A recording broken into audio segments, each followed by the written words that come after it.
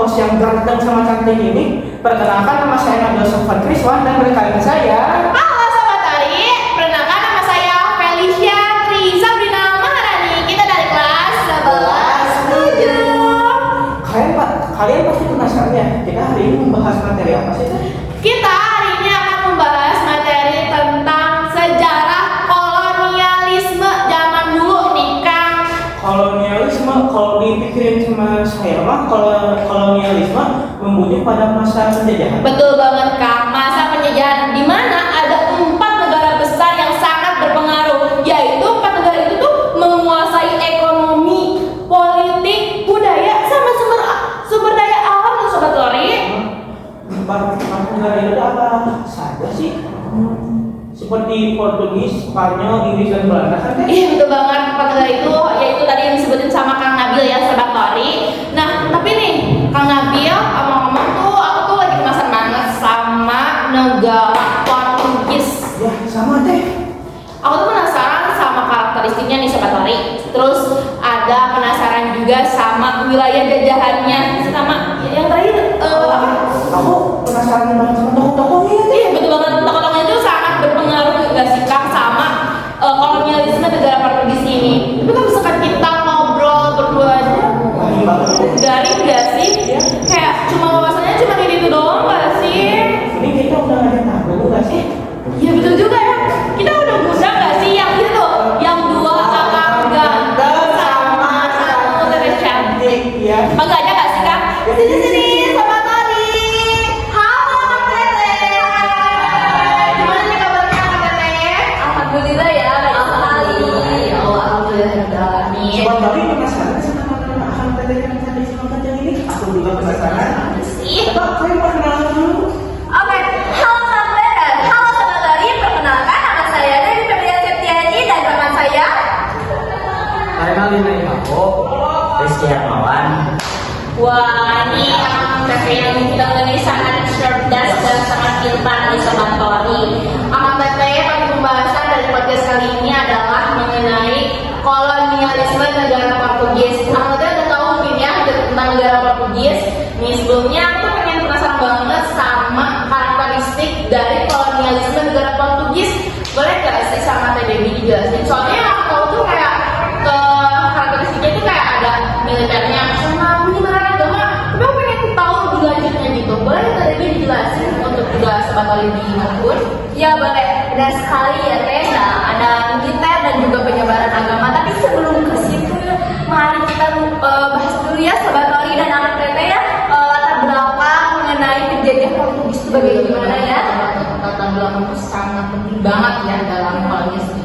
Ya, jadi gini ya, negara Portugis itu adalah salah satu bangsa di Eropa yang emang pertama kali melakukan penaklukan dan penjajahan di luar mereka gitu sampai Pulau-pulaunya ini ya. ya, jadi mereka tuh melakukan ini tuh pada abad ke-15 gitu ya Kang Teh. Nah, ya alasannya juga karena mereka tuh pengen cari rempah-rempah yang bernilai tinggi di Eropa gitu ya Kang Teh. Dan Sobat Tori semua, nah seperti Sobat Tori dan akan Teteh tahu mungkin ya. Nah, jadi di Eropa itu seperti pala hitam, terusnya tuh ceki dan juga kayu manis itu sangat amat dicari gitu ya di negara-negara Eropa tuh ya Kang Teh. Itu nggak ada nggak sih ya? Ya, karena susah banget gitu ya Kang Teh. Nah terus mereka juga ingin menyebarkan agama Katolik gitu ya Kang Teh. Terus mereka tuh ya memang ingin gitu ya memperluas pengaruh ekonomi dan politik mereka gitu Kang Teh. Jadi ya begitulah latar belakang kolonialisme yang Kalau misalkan kita ambil tanda kesimpulan nih ya dari 4 negara kolonialisme itu sama ya alasannya itu ingin mencari rempah-rempah ya ini yang Teteh semuanya. ya betul sekali Kang Teh ya dan Sobat Tori. Nah jadi kita mulai aja ya karakteristik ya. Kalau yang karakteristik nih, aku penasaran banget tadi kan militer mau menyebarkan agama Ya. Nah jadi awalnya mereka tuh emang mempunyai motivasi yang tinggi gitu ya. Yang pertama tuh emang mereka tuh mempunyai keinginan akan kekuasaan dan kekuatan gitu ya Kang Teh. Nah jadi mereka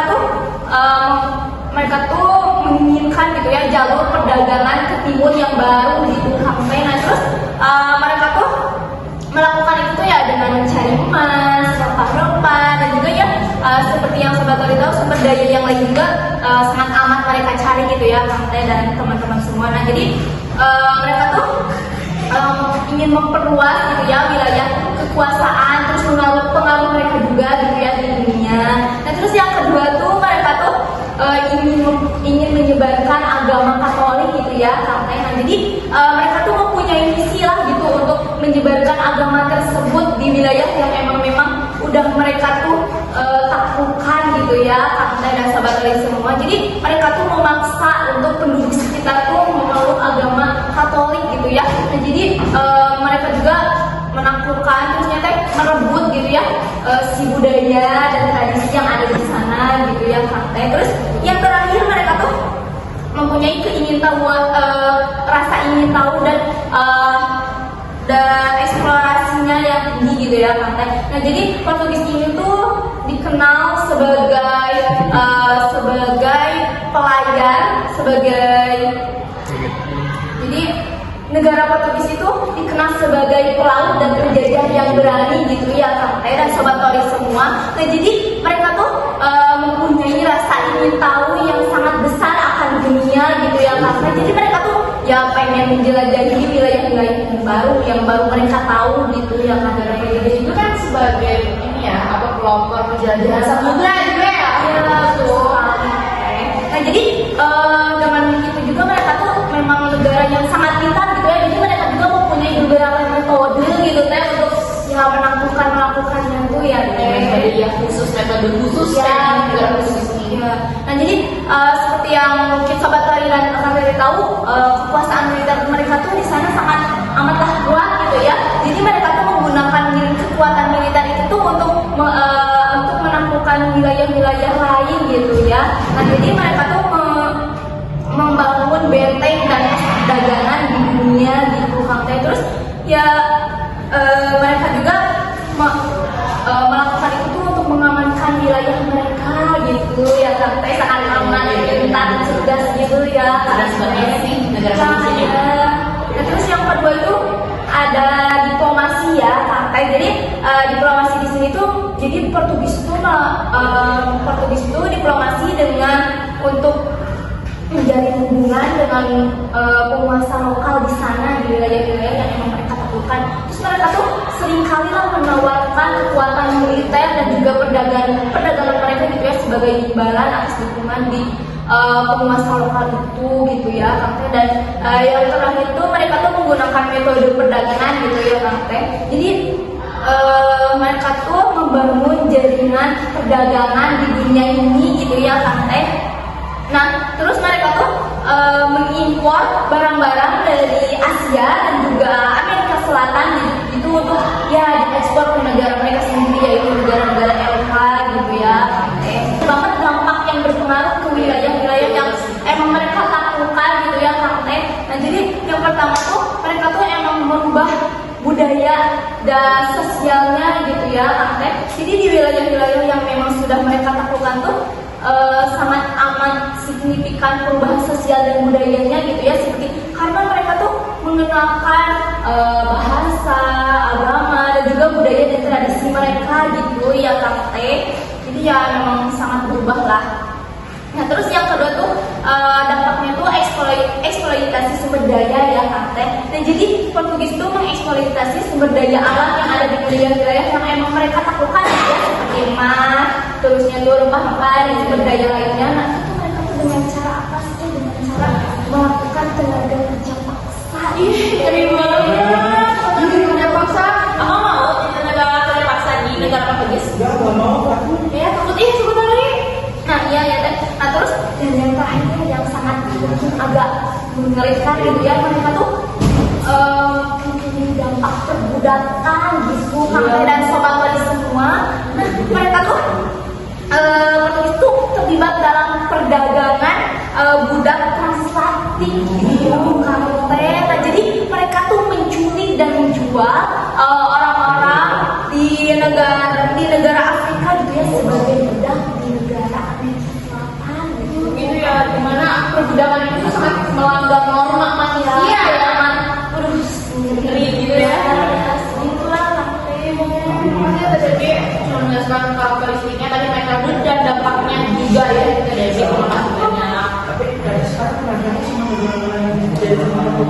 Iya, ya, wilayahnya ya. Nah, kita tuh harus tahu sebenarnya wilayah itu apa aja karena itu tuh sangat penting bagi kita. Boleh dijelasin apa yang diambil gitu? Betul, Pak Aldi. Oh boleh banget, kami ngambil sama Kate Ferry sama Sobat sekalian. Nah untuk negara yang pernah dimiliki sama Portugis ada banyak sekali nih Sobat sudah kata kali yang juga nih. Nah yang pertama itu ada di benua Afrika. Yang pertama ada Angola yang dijajah pada tahun 1575 sampai pada tahun 1975. Angola menjadi koloni penting bagi Portugal terutama dalam perdagangan budak dan sumber daya alam. Yang kedua ada Mozambik yang dijajah pada tahun 1498 sampai pada tahun 1975. Mozambik menjadi pusat perdagangan Portugis di pesisir timur Afrika. Yang ketiga ada Gini Bissau yang dijajah pada tahun 1446 sampai tahun 1973. Gini Bissau menjadi bagian dari kekaisaran Portugis di Afrika Barat. Nah yang keempat ada Cabo Verde atau Tanjung Verde yang dijajah pada tahun 1492 sampai 1975. Pulau ini menjadi titik penting dalam perdagangan budak transatlantik. Nah yang terakhir ini dari Pulau Afrika ini ada Sao Tome dan Principe yang dijajah pada tahun 1470 sampai 1975. Kedua pulau ini digunakan sebagai pusat pertanian bersama memproduksi gula. Nah Sobat Toli, yang akhirnya itu ada dari benua Asia. Yang pertama itu dari pulau-pulau yang terletak di India yang dijajah juga pada tahun 1510 sampai pada tahun 1961 ini Sobat Toli. Pulau Goa adalah koloni utama Portugis di India yang menjadi pusat perdagangan dan penyebaran agama Katolik. Yang ketiga ini ada Pulau Macau dari Cina yang dijajah pada tahun 1597 sampai 1999. Macau adalah koloni Portugis terakhir yang dikembalikan ke Cina.